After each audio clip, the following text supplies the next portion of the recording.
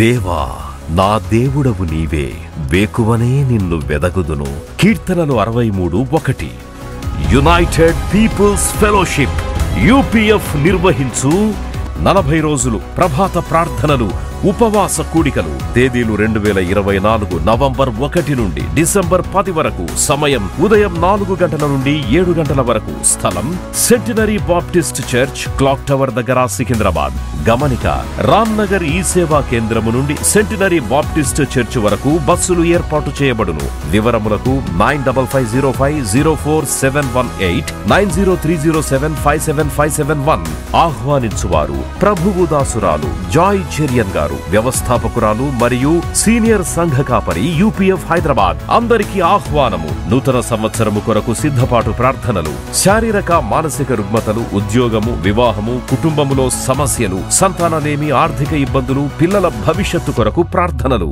భయపడకుడి, జడియకుడి. ఈ యుద్ధము మీరు కాదు, దేవుడే జరిగించును. 2వ దినవృత్తాంతము 20:15.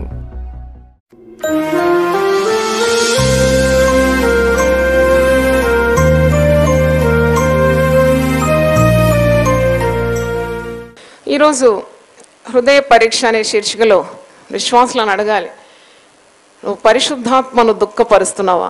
Are you grieving the Holi Spirit? హృదయ పరీక్ష అనే శీర్షికలో మనం ఒక్కొక్కరం కూడా, నేను కూడా, మనమందరం మరి వాక్యంలో చూస్తూ మనము పరిశుద్ధాత్మను దుఃఖపరుస్తాం. Are we grieving the Holi Spirit? ఎందుకు ఈ దుఃఖపరచడం అనే మాట పరిశుద్ధాత్మకు జోడింపబడి ఉందని కొద్దిగా నేను ధ్యానించినప్పుడు, అంటే పరిశుద్ధాత్ముడు మరి ఎంతగా మనల్ని ప్రేమిస్తున్నాడు, మనల్ని నడిపిస్తున్నాడు, మనకు దారి చూపెడుతున్నాడు, మనకు కాపుగా ఉన్నాడు. తండ్రి, కుమార, పరిశుద్ధాత్మ. తండ్రి ప్రేమ, యేసు కృప, పరిశుద్ధాత్మ సహవాసం మనకు ఎల్లప్పుడూ తోడుగా ఉంది. మరి పరిశుద్ధాత్మను ఒకవేళ మనం దుఃఖపరిస్తే తండ్రి కూడా దుఃఖపడతాడు. పరిశుద్ధాత్మునికి చిహ్నము ఏంటి? పావురం.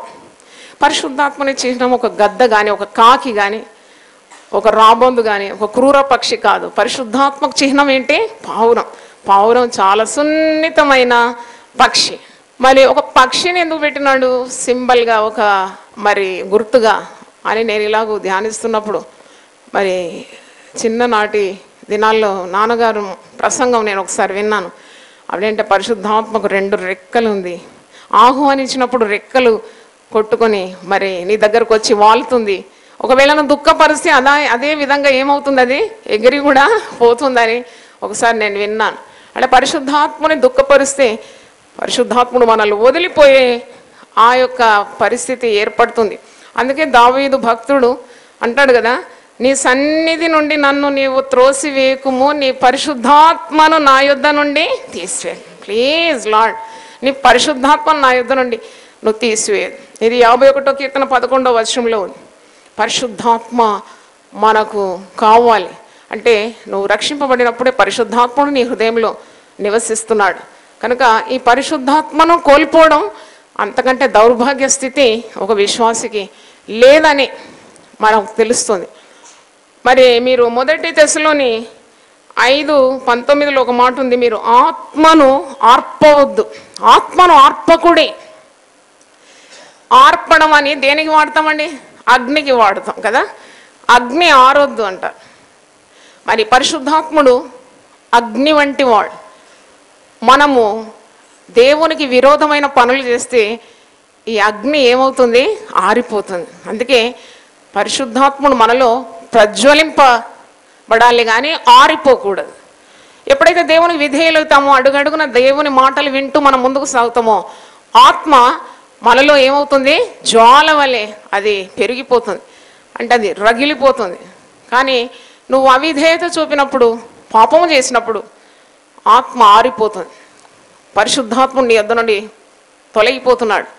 కాబట్టి పరిశుద్ధాత్ముని దుఃఖపరచకూడదని ఈరోజు స్వయం పరీక్ష, హృదయ పరీక్షలో మనము ధ్యానిస్తున్నాం. మనము తలంపుల్లో తప్పిపోతున్నాం, మాటల్లో తప్పిపోతున్నాం, క్రియల్లో తప్పిపోతున్నాం. ఎప్పుడైతే నువ్వు మాట ద్వారా, క్రియ ద్వారా, నీ తలంపుల ద్వారా పాపం చేస్తావో అప్పుడంతా కూడా పరిశుద్ధాత్ముడు దుఃఖపడుతున్నాడు అన్నమాట. His grieved. అంటే ఇప్పుడు చూడండి, ఈ దుఃఖపడడం అనేది ఎప్పుడు మనం ఈ మాట వాడతామంటే, ఎవరన్నా మనల్ని మిక్కటంగా ప్రేమించినప్పుడు వారిని మనం ఆయాస పెడితే వారి హృదయంలో ఏమవుతుంది, నొప్పి కలుగుతుంది కదా. నీ తల్లిని దుఃఖపరచొద్దు, నీ తండ్రిని దుఃఖపరచొద్దు అని మాట వింటాం.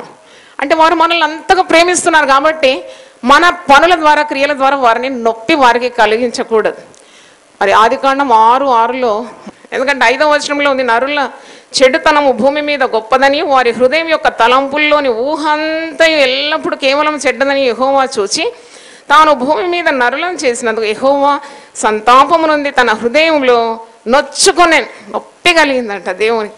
నొప్పి ప్రేమ ఉన్నప్పుడే కలుగుతుంది.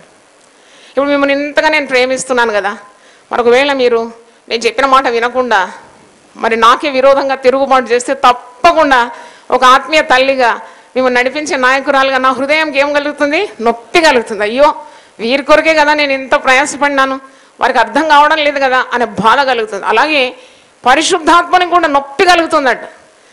నువ్వు పరిశుద్ధాత్మని దుఃఖపరచకూడదని వాక్యంలో మరి ఎఫెసీయులకు రాసిన పత్రిక 4వ అధ్యాయం 30వ వచనంలో ఈ మాట ఉంది. పరిశుద్ధాత్మను మీరు దుఃఖపరచకండి.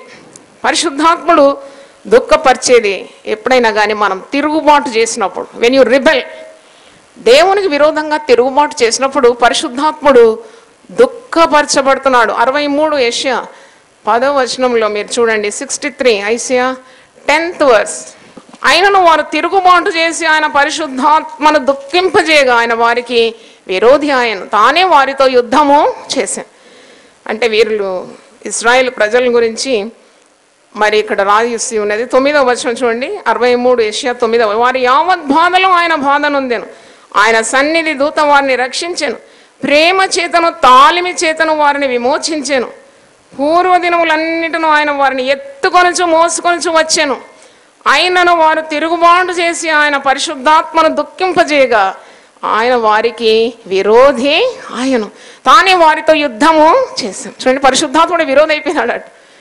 దేవుడు చేసిన మేళ్లను మర్చిపోతే కూడా పరిశుద్ధాత్ముడు దుఃఖపడతాడు. 78వ కీర్తన 40వ వచనం మీరు చూడండి, అరణ్యమున వారు ఆయన మీద ఎన్ని మారులో తిరగబడిరి, ఎడారి యందు ఆయనను ఎన్ని మారులో దుఃఖపెట్టిరాడు. అంటే మనం చేసే పనులకు దేవుడు దుఃఖిస్తాడా?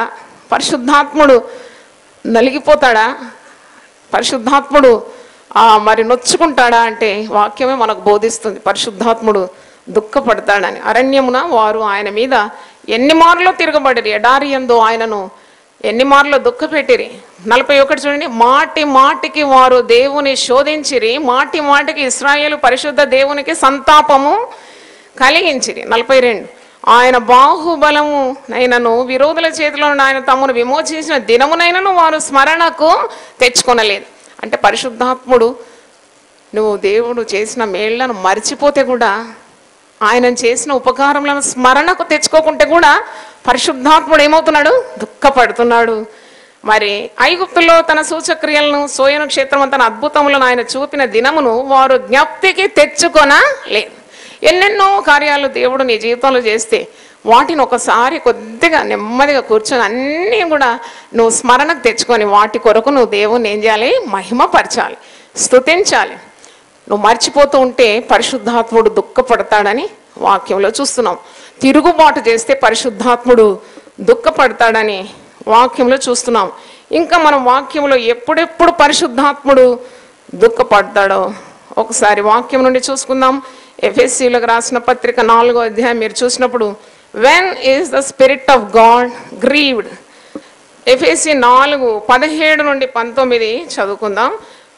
కాబట్టి అన్యజనులు నడుచుకున్నట్లు మీరు ఇక మీద నడుచుకోవాలని ప్రభువునందు సాక్ష్యం ఇచ్చున్నాను. ఎప్పుడైతే విశ్వాసి అన్యజనులను పోలి నడుచుకుంటాడు, అన్యజనుల వ్యర్థ ప్రవర్తనను అనుసరిస్తాడు, అన్యజనులకు వెలుగ్గా మనం నియమింపబడినాం, అది మనం మర్చిపోకుండా వారి ఆచారాలన్నీ మనము అనుసరించి వారి సహవాసంలో మనం ఉండి వారి పద్ధతులను మనం అవలంబించినప్పుడు తప్పకుండా పరిశుద్ధాత్ముడు ఏమవుతున్నాడు, దుఃఖపడుతున్నాడు. ఇక్కడ అన్యజనులు నడుచుకున్నట్లు మీరు ఇక మీద నడుచుకోవాలని ప్రభువునందు సాక్ష్యం ఇచ్చిన వారైతే అందమైన మనసు గల వారై తమ హృదయ కాఠిన్యము వలన తమలోనున్న అజ్ఞానము చేత దేవుని వలన కలుగు జీవములో నుండి వేరుపరచబడిన వారై తమ మనసునకు కలిగిన వ్యర్థత అనుసరించి నడుచుకొనుచున్నారు. వారు సిగ్గులేని వారై ఉండి నానా విధమైన అపవిత్రతను అత్యాశతో జరిగించుటకు తమ్మును తామే కాముకత్వమునకు అప్పగించుకొనిరి. అంటే వారు అంధులు, వారి చీకటిలో ఉన్నవారు, వారికి మార్గము తెలియదు. నువ్వు విశ్వాసిగా వారిని సత్య మార్గంలో నడిపించాలి. వెలుగై ఉన్న దేవుణ్ణి అన్యజనులకు బయలుపరిచే బాధ్యత ప్రతి విశ్వాసికి ఉన్నది. కానీ అది కాకుండా వారిని అనుసరించి వారి పద్ధతులను అవలంబించి మరి వారికి నువ్వు మార్గము చూపకుంటే, వారిని పోలి నువ్వు ఉంటే తప్పకుండా పరిశుద్ధాత్ముడు దుఃఖపడుతూ ఉన్నాడు. ఇంకా 20 చూడండి. అయితే మీరు యేసును గూర్చి విని ఆయన యందలి సత్యము ఉన్నది ఉన్నట్టుగానే ఆయన యందు ఉపదేశించబడిన వారైన ఎడల మీరు అలాగూ క్రీస్తును నేర్చుకున్న వారు కారు. కావున మునుపటి ప్రవర్తన విషయంలోనైతే మోసకరమైన దురాశల వలను చెడిపోవు మీ ప్రాచీన స్వభావమును వదులుకొని మీ చిత్తవృత్తి యందు నూతన పరచబడిన వారై నీతియు యథార్థమైన భక్తియు గలవారై దేవుని పోలికగా సృష్టింపబడిన నవీన స్వభావమును ధరించుకొనవలెను. అవును, క్రొత్త స్వభావం ధరించుకున్నావు. చాలామందిని మనం చూస్తాం విశ్వాసులను, ముఖ్యంగా స్త్రీలను నేను చూసినాను. ఏంటంటే అన్యజనులతో సహవాసం చేస్తారు. నువ్వు అన్యజనులతో సహవాసం చేస్తే తప్పకుండా నీ వెలుగు వారికి అంటుకోవాలి, నీ విశ్వాసం వారికి అంటుకోవాలి. నువ్వు వారిని రక్షణ మార్గంలో నడిపించేటట్టయితేనే నువ్వు అన్యజనులతో సాంగత్యం చేసి, అంటే ప్రభువుకు కొన్ని ఆత్మలను మరి సంపాదించే రీతిగా ఉండేటైతే అంత శక్తి నీకు ఉండాలి. లేకుంటే వారితో నువ్వు తిరుగుతున్నావు, వారితో సహవాసం చేస్తున్నావు, వారితో షాపింగ్లకు వెళుతున్నావు, వారి పద్ధతులన్నీ అవలంబించుకుంటున్నావు, వారు మంత్రాల దగ్గర వెళ్తే నువ్వు కూడా వారితో వెళ్తున్నావు, వారి పూజలు చేస్తున్నప్పుడు నువ్వు కూడా వారితో సకుల ముక్కులం కూర్చొని ఆ పూజలలో ఉన్నావంటే పరిశుద్ధాత్ముడు ఏమవుతున్నాడు? దుఃఖపరచబడుతున్నాడు. మీరు ఇదే ఎఫెసీ 4:30 చూడండి. దేవుని పరిశుద్ధాత్మను దుఃఖపరచకుడి, విమోచన దినమందు ఆయన యందు మీరు ముద్రింపబడి ఉన్నారు. You are sealed with the Holi spirit. ప్రతి విశ్వాసికి ఒక సీల్ ఉన్నది. చూడండి, మీరు మార్కెట్లో వెళ్ళినప్పుడు ఏదైనా కొనాలంటే ISI సీల్ ఉందా అని చూస్తారు. ఎందుకంటే అది స్టాండర్డ్. అంటే అది సీల్ ఉంటే నీకు ఒక నెమ్మది, ఎందుకంటే ఇది పర్వాలేదు, ఇది ఒక స్టాండర్డ్ ప్రోడక్ట్ అని నువ్వు అనుకుంటావు, దీంట్లో మోసం లేదనుకుంటావు. అలాగే విశ్వాసికి కూడా పరిశుద్ధాత్మ అనే ముద్ర ఉన్నది. దేవునికి స్తోత్రం. విమోచన దినం వరకు మనము ముద్రింపబడి ఉన్నాం. అంత సురక్షితత్వం నీకు పరిశుద్ధాత్మ ద్వారా ఉన్నది. పరిశుద్ధాత్మ నిన్ను కాపాడుతూ ఉన్నాడు. కాబట్టి ఆ సీల్ పోగొట్టుకోకూడదు, పరిశుద్ధాత్మను దుఃఖపరచకూడదు, నీలో ఉన్న ఆత్మను నీవు ఆర్పకూడదని వాక్యము మనకు బోధిస్తుంది. అంటే యేసుప్రభు కూడా పాపులతో సాంగత్యం చేసినాడు కదా అని మీకు ప్రశ్న రావచ్చు. యేసుప్రభు కూడా సుంకరులతో పాపులతో భోజనం కూడా చేసినాడు, వారితో సహవాసం చేసినాడు. అయినా యేసుప్రభు వారి పాపాన్ని అంటించుకోలేదు, పైగా వారికి తన పరిశుద్ధతను ఇవ్వగలిగినాడు. దేవునికి స్తోత్రం. వారిని రక్షణ మార్గంలో నడిపించగలిగినాడు. కనుక యేసును పోలి మనం ఉండాలని. ఇంకోటి, నువ్వు అబద్ధములాడితే పరిశుద్ధాత్ముడు దుఃఖపడుతున్నాడు. When you lie you are grieving the Holi Spirit. 25వ వచనం చూడండి. మనము ఒకరికొకరము అవయవములై ఉన్నాము. ఎఫెసీ 4:25. మనము ఒకరికొకరము అవయవములై ఉన్నాము గనక మీరు అబద్ధమాడట మాని ప్రతివాడును తన పొరుగు వానితో సత్యమే మాట్లాడవాలి. ఇక్కడ ఎఫెసీ 4లో పరిశుద్ధాత్ముడు దుఃఖపడడానికి ఉన్న కారణాలు చాలా చక్కగా రాసి ఉంది. పైగా ఒక ఆదేశం ఉంది, పరిశుద్ధాత్మను మీరేం చేయొద్దు, దుఃఖపరచండి. Do not grieve the Holi Spirit. మనము పరిశుద్ధాత్ముడు ఎప్పుడెప్పుడు దుఃఖపడతాడో వాటిలో కొన్ని మనం ధ్యానిస్తున్నాం ఈరోజు. విశ్వాసి అబద్ధం ఆడుతున్నప్పుడు పరిశుద్ధాత్ముడు ఏమవుతాడు? దుఃఖపడతాడు. అబద్ధం ఆడకూడదు. అబద్ధం ఆడే స్వభావం ఎవరిదండి? సాతాను. అబద్ధములకు జనకుడు అని వాని పేరు. సత్యవంతుడు ఎవరు? యేసుప్రభు. యేసుప్రభు పేరే సత్యం. కాబట్టి సత్యమే పలకాలి, అబద్ధం ఆడకూడదని. ఒకరు మనం అవయవములుగా ఉన్నామని అబద్ధం ఆడటం మాని తన పొరుగు వానితో ప్రతివాడు సత్యమే మాట్లాడాలని, అప్పుడే పరిశుద్ధాత్ముడు ఆనందిస్తాడని, లేకుంటే దుఃఖపడతాడని వాక్యం ద్వారా నేర్చుకుంటున్నాము. ఇంకోటి, పరిశుద్ధాత్ముడు ఎప్పుడు దుఃఖపడతాడంటే మీరు 26-27 చూడండి. కోపపడుడి కానీ పాపము చేయకుడి, సూర్యుడు అస్తమించు వరకు మీ కోపము నిలిచి ఉండకూడదు, అపవాదికి చోటు ఇవ్వకూడదు. కోపపడొద్దట, కోపపడితే కూడా పరిశుద్ధాత్ముడు దుఃఖపడతాడు. ఇవన్నీ మనం ఒక్కొక్కటిగా ధ్యానించినాం కదా. కోపము, మరి అబద్ధము అని ఇవన్నీ ఒక్కొక్కటిగా ప్రసంగాలు నేర్చుకున్నాం. మరి ఇప్పుడు అవన్నీ కూడా పరిశుద్ధాత్మను దుఃఖపరిచేవే కనుక వాటిని తొలగించుకోవాలని ఈరోజు మనం నేర్చుకుంటున్నాం. కోపం, anger is only 1 letter short of danger అంట. యాంగర్ అంటే కోపము 1 నిమిషం ఉండాలి అంతే, ఆ కార్యం కొరకు ఉండాలి. కానీ మళ్ళా కోపము నిలువని హృదయంలో ఎవరి మీద ఉండకూడదు, ఎవరి మీద ఉండకూడదు. యేసు ప్రభు కూడా కోపపడినాడు. వెంటనే కనికరంతో అక్కడున్న దేవాలయంలో ఉన్న కుంటివారిని గుడ్డివారిని ఏం చేసినాడు, ముట్టి బాగు చేసినాడు. అంటే ఆయన కోపము నిమిషం మాత్రము, దయ ఆయుష్కాలం అంతా. అలాగే ఉండాలి మనం కూడా. ఆ కోపాన్ని, ద్వేషాన్ని హృదయంలో పెట్టుకొని ఉంటే తప్పకుండా పరిశుద్ధాత్ముడు అక్కడ ఉండలేడు. పరిశుద్ధాత్ముడు ఎప్పుడు కూడా ఒక పరిశుద్ధ హృదయంలో కోరుతూ ఉన్నాడు, అక్కడే ఉండగలడు. He cannot reside or abide in an unclean heart. అపవిత్రమైన హృదయంలో పరిశుద్ధాత్ముడు ఏ విధంగా ఉండగలడు? కనుక కోపము, మానము, ఆగ్రహము విడిచిపెట్టు. నువ్వు పరిశుద్ధాత్మతో నింపబడిన వ్యక్తి అంటే తప్పకుండా నీ స్వభావం ద్వారా ఇతరులకు తెలిసిపోతుంది. Spirit field person. నువ్వు గద్దలాగా లేక ఒక క్రూర పక్షిలాగా కాదు, కానీ ఆ పావురం వంటి ఆ సున్నితమైన స్వభావం మరి విశ్వాసి కలిగి ఉండాలి. ఇంకా పరిశుద్ధాత్మను దుఃఖపరిచేది ఏంటి? 28వ వచనంలో ఉన్నది, దొంగిల వాడు ఇక మీద దొంగిలకు అక్కరగల వానికి పంచిపెట్టుటకు వీలు కలుగు నిమిత్తం తన చేతులతో మంచి పని చేయిచు కష్టపడవలేను. చాలా దొంగతనాలు పాల్పడతారు. తర్వాత పరిశుద్ధాత్ముడు ఎప్పుడు దుఃఖపడుతున్నాడో చూడండి. 4వ అధ్యాయము 29వ వచనం, విను వారికి మేలు కలుగునట్లు అవసరమును బట్టి క్షేమాభివృద్ధికరమైన అనుకూల వచనమే పలుకుడి, కానీ దుర్భాష ఏదైనాను మీ నోట రానియకుడి.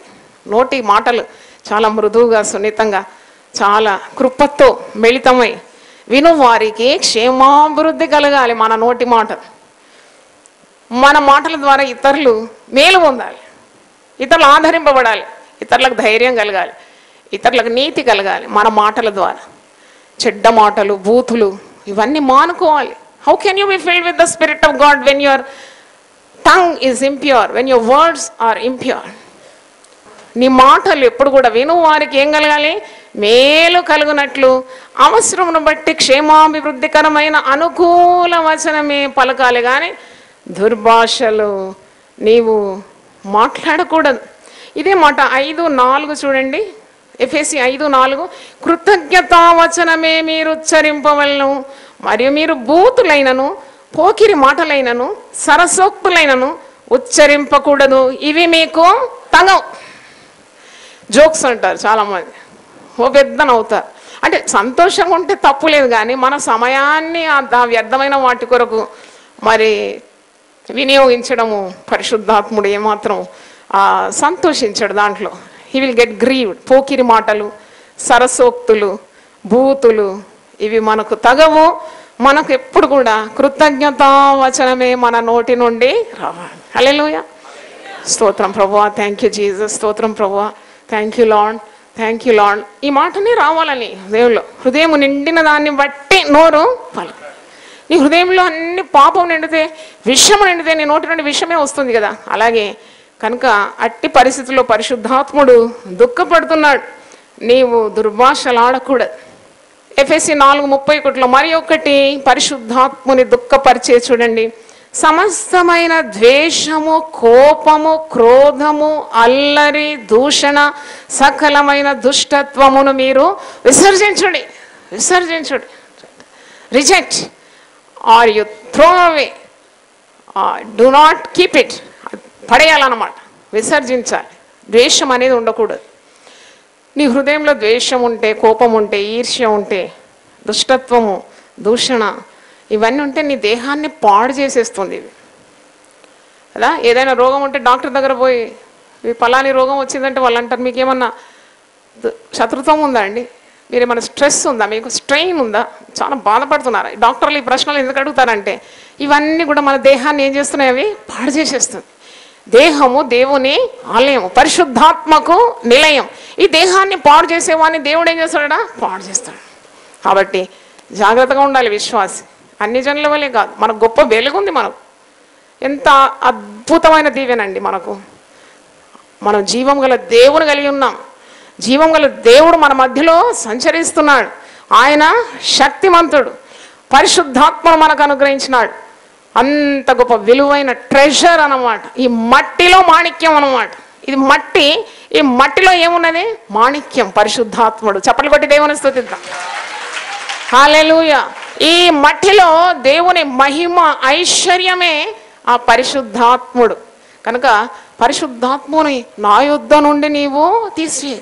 దావీదు మహారాజు ప్రార్థిస్తున్నాడు, నువ్వు రాజ్యం తీసివే, కిరీటం పోతే పోని, బంగారు సింహాసనం పోతే పోని, నాకు ఆ యొక్క కీర్తి, ఆ ప్రతిష్టలు పోతే పోని, కానీ నీ పరిశుద్ధాత్మ నా యొద్ద నుండి తీసివే. అంతకంటే గొప్ప నష్టము నాకు ఇక లేదు. తర్వాత 4:32 చూడండి, పరిశుద్ధాత్మని దుఃఖపరిచే కార్యము. ఒకని ఎడల ఒకడు దయగలిగి కరుణాహృదయులై క్రీస్తునందు దేవుడు మిమ్మును క్షమించిన ప్రకారం మీరును ఒకరినొకరు క్షమించు. ఒకరినొకరు క్షమించాలి, వెంటనే క్షమించాలి. నువ్వు చేసిన పాపాలన్నీ నిలదీసి వరుసగా నిన్ను లెక్కబెట్టి అడిగితే బూడిదైపోతావు కదా నువ్వు దేవుని సన్నిధిలో. నువ్వేమో అంత నీతిమంతురాలువా? నిన్ను దేవుడు క్షమిస్తూనే ఉన్నాడు కదా. క్షమిస్తేనే కదా ఈ దినం ఇలాగూ దేవుని సన్నిధిలో కూర్చోవడం కానీ నిలబడడం కానీ. వరుసగా దేవుడు లెక్క పెడితే ఎవరు నిలబడతారండి ఆయన సన్నిధిలో? ఎంత క్షమాపణ మనం పొందుకుంటున్నాం, అట్టి క్షమాపణను నీవు ఇతరులకు కూడా ఇవ్వాలి. దేవునికి స్తోత్రం, హల్లెలూయా. దేవుడు మిమ్మల్ని క్షమించిన ప్రకారం మీరు కూడా ఒకరినొకరు క్షమిస్తూనే ఉండాలి. ఏ కోపము, ద్వేషము, ఈర్ష్య కానీ ఎవరి మీద ఉండకూడదు. చిన్న బిడ్డలా ఉండాలంటాడు. ఇంకా పరిశుద్ధాత్ముడు దుఃఖపడే కార్యం చూద్దాం. ఎఫెసీయులకు రాసిన పత్రిక 5వ అధ్యాయము 3-5 మీలో జారత్వమే కానీ, ఏ విధమైన అపవిత్రతయే కానీ, లోభత్వమే కానీ వీటి పేరైనా ఎత్తకూడదు. ఇదే పరిశుద్ధులకు తగినది. తగనివి ఉన్నవి, తగినవి ఉన్నవి. తగనివేమో తొలగించుకోవాలి, తగినవేమో మన హృదయంలో పదిలపరుచుకోవాలి.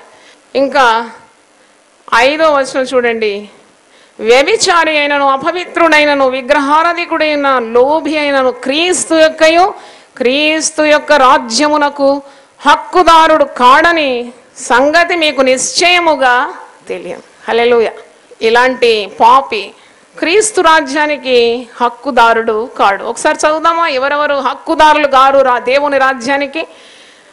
5:5 ఎఫెసీ 5:5 నాతో కలిసి చదవండి. వ్యభిచారి అయినను, అపవిత్రుడైనను, విగ్రహారాధికుడై ఉన్న లోభి అయినను, క్రీస్తు యొక్కయు దేవుని యొక్కయు రాజ్యమునకు హక్కుదారుడు కాడను సంగతి మీకు నిశ్చయముగా తెలియను. చూడండి, హల్లెలూయా. అంటే పరిశుద్ధాత్మను దుఃఖపరిస్తే నీకు ఎన్ని నష్టాలు కలుగుతుంది. ఎప్పుడెప్పుడు పరిశుద్ధాత్ముడు దుఃఖపడుతున్నాడో మనం నేర్చుకున్నాం. పరిశుద్ధాత్ముడు దుఃఖపడితే మొట్టమొదట మనం దేవునితో ఉన్న సంబంధాన్ని కోల్పోతాం. We become alone. Because a spiritual person is never alone in this world. ఈ లోకంలో పరిశుద్ధాత్మను కలిగిన వాడు ఎప్పుడు ఒంటరి వాడు కాడు. ఎందుకంటే ఎప్పుడు కూడా పరిశుద్ధాత్ముడు ఉన్నాడు, సహవాసం, దేవుని ప్రేమ అతనికి కలిగి ఉంటాడు, క్రీస్తు కృప కూడా కలిగి ఉంటున్నాడు. కానీ ఒంటరి వాడు కాడు. 1+3 ఈజ్ అ గ్రేట్ మెజారిటీ. కానీ ఎప్పుడైతే నువ్వు పరిశుద్ధాత్మను దుఃఖపరుస్తావో పరిశుద్ధాత్ముడు నిన్ను వదిలిపోతాడు. దేవునికి నీకున్న సంబంధము తెగిపోతుంది, దూరం అయిపోతావు దేవునికి. అందుకే you should not grieve the Holi spirit. తర్వాత రక్షణ నిశ్చయిత కూడా నువ్వు కోల్పోతావని కొందరు భక్తులు అంటున్నారు. తర్వాత నీకు పరిశుద్ధాత్మను దుఃఖపరిచినప్పుడు ఇంకొక నష్టము కలుగుతుంది. అదేంటంటే దేవుని వాక్యం కూడా నీకు వినబుద్ధి కాదు. ఎవరైనా వాక్యం వింటే వాక్యం వద్దు, సీరియల్ పెట్టంటావు. ఎందుకంటే నీకు వాక్యం మీద ఉన్న ఆసక్తి కూడా నీవు కోల్పోతావు. చూడండి, జబ్బు పడిన వాడు ఆహారము ఇష్టపడాడు. జాండీస్ వచ్చినోనికి నువ్వు ఎంత రుచిగల ఆహారం పెట్టినా ఏమంటాడు? నాకొద్దు అంటాడు. అలాగే దేవుని వాక్యం కూడా నీకు చేదనిపిస్తుంది అన్నమాట, విసుగు అనిపిస్తుంది. అది that is a proof that the Holi spirit is grieved. అంటే పరిశుద్ధాత్మునికి ఆనందము లేదనే ఒక గుర్తు అన్నమాట. నువ్వు దేవుని వాక్యాన్ని ప్రేమించవు, రక్షణ ఆనందం పోగొట్టుకుంటావు, దేవునితో సంబంధము పోగొట్టుకుంటావు. నీకు ఏదైనా సమస్య వస్తే నీకు శక్తి ఉండదు, శక్తి లేదు, బోర్ని ఏడుస్తావు, లేక గుండె కొట్టుకుంటావు, తల కొట్టుకుంటావు, పల్టీలు కొడతావు. ఎందుకు కొడతావు అంటే ఆ సమస్యలో నిటారుగా నిలబడే పరిశుద్ధాత్మ శక్తి నిన్ను విడిచిపోయింది. దేవునికి స్తోత్రం. కనుక చాలా జాగ్రత్తగా ఉండాలి. When you have the power of the Holi spirit, 10,000 మంది దండెత్తి వచ్చినా నీకేమున్నది? ధైర్యం. హల్లెలూయా. అదే పరిశుద్ధాత్మ బలం అంటారు చూడండి. ఏం బలం అది? పరిశుద్ధాత్మ బలం ఉంటే సమస్యలను తట్టుకోవడానికి ఉన్న గొప్ప శక్తి నీలో ఉంటుంది. అది లోపిస్తే నువ్వు చాలా బలహీనుడు అయిపోతావు. ఆత్మ యొక్క ఫలాలు కూడా ఫలించలేకపోతావు. If you lack the Spirit of God, you cannot produce the fruit of the Spirit. నీలో ఏ ఫలము లోకానికి కనబడదని కూడా మనము నేర్చుకుంటున్నాం. కాబట్టి ఏది సరి అయింది, ఏది తప్పు, ఏది నీకు తగినవి, ఏది తగనివి, ఇవి విచక్షణ శక్తి కూడా నువ్వు కోల్పోతావు. నీ ముందున్న మార్గము అది సరైన మార్గం అనుకుంటావు, పరిశుద్ధాత్మని సహాయం లేకుంటే. చివరికి అది నిన్ను ఎక్కడ తీసుకెళ్తుంది? మరణానికి తీసుకొని వెళ్తుంది. కాబట్టి చాలా జాగ్రత్తగా ఉండాలి. ఈరోజు మనము హృదయ పరీక్ష అనే శీర్షికలో పరిశుద్ధాత్మను నీవు దుఃఖపరుస్తున్నావా అనే ఒక కార్యాన్ని, వాక్యాన్ని ఆధారం చేసుకొని మనం నేర్చుకున్నాము. చాలా సత్యాలు మనం పరిశుద్ధ గ్రంథం నుండి నేర్చుకున్నాము. తలలు వంచండి, ప్రార్థన చేసుకుందాం. ప్రభువా, పరిశుద్ధాత్మను మేము దుఃఖపరుస్తున్నామా? నాయన నీకు స్తోత్రం. దేవుని వాక్యాన్ని విన్న ప్రతి ఒక్కరిని దీవించండి. టీవీ ద్వారా దేవుని వాక్యం వింటున్న వారిని కూడా మీరు రక్తంతో మీరు వారి హృదయాలు కడిగి పరిశుద్ధపరిచి ఆత్మను దుఃఖపరచకుండా వారికి కూడా మీరు కృప చూపమని మరి కోరుతున్నాను. సకల ఆశీర్వాదాలతో మమ్మల్ని అందరినీ నింపండి. మేము దీవింపబడుటకు సహాయం దయచేయమని యేసు పరిశుద్ధ నామములో అడిగి వేడుకుంటున్నాను తండ్రి. ఆమేన్. హల్లెలూయా. దేవుడు వాళ్ళ సమృద్ధిగా దీవించును గాక. దేవా, నా దేవుడవు నీవే, వేకువనే నిన్ను వెదగుదును. కీర్తనలు 63:1. యునైటెడ్ పీపుల్స్ ఫెలోషిప్ యూపీఎఫ్ నిర్వహించు 40 రోజులు ప్రభాత ప్రార్థనలు, ఉపవాస కూడికలు. తేదీలు 2024 నవంబర్ 1 నుండి డిసెంబర్ 10 వరకు. సమయం ఉదయం 4 గంటల నుండి 7 గంటల వరకు. స్థలం centenary Baptist church, clock tower దగ్గర, సికింద్రాబాద్. గమనిక: రామ్నగర్ ఈ సేవా కేంద్రము నుండి సెంటినరీ బాప్టిస్ట్ చర్చ్ వరకు బస్సులు ఏర్పాటు చేయబడును. వివరములకు 9505044718 9030757571. ఆహ్వానించువారు ప్రభువు దాసురాలు జాయ్ చెరియన్ గారు, వ్యవస్థాపకురాలు మరియు సీనియర్ సంఘ కాపరి, యూపీఎఫ్ హైదరాబాద్. అందరికీ ఆహ్వానము. నూతన సంవత్సరము కొరకు సిద్ధపాటు ప్రార్థనలు, శారీరక మానసిక రుగ్మతలు, ఉద్యోగము, వివాహము, కుటుంబములో సమస్యలు, సంతానలేమి, ఆర్థిక ఇబ్బందులు, పిల్లల భవిష్యత్తు కొరకు ప్రార్థనలు. భయపడకుడి, జడియకుడి. ఈ యుద్ధము మీరు కాదు, దేవుడే జరిగించును. 2వ దినవృత్తాంతము 20:15.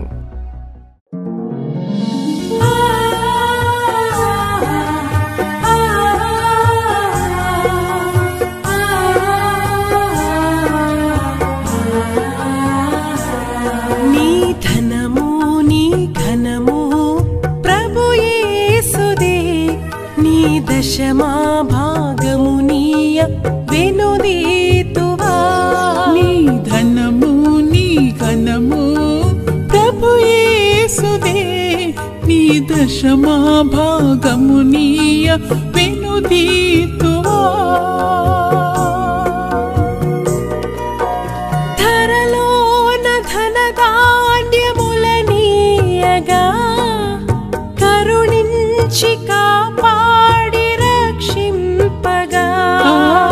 ధరలోన ధనధాన్యములనీయగా కరుణించి కాపాడి రక్షింపగా.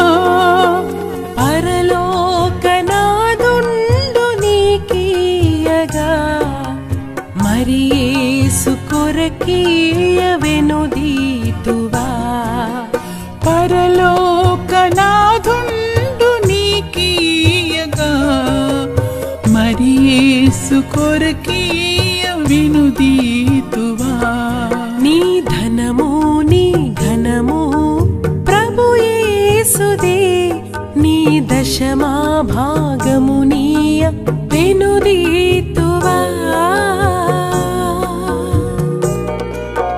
పాడి పంటలు ప్రభువు నీకియగా కూడు గుట్టలు నీకు దయచేయగా పాడి పంటలు ప్రభువు నీకియగా కూడు గుట్టలు నీకు దయచేయగా వీడంగ ప్రభు యేసు నామంబును గడువేల ప్రభుకీయను క్రైస్తవా వీడంగ ప్రభు యేసు నామంబును గడువేల ప్రభుకీయను క్రైస్తవా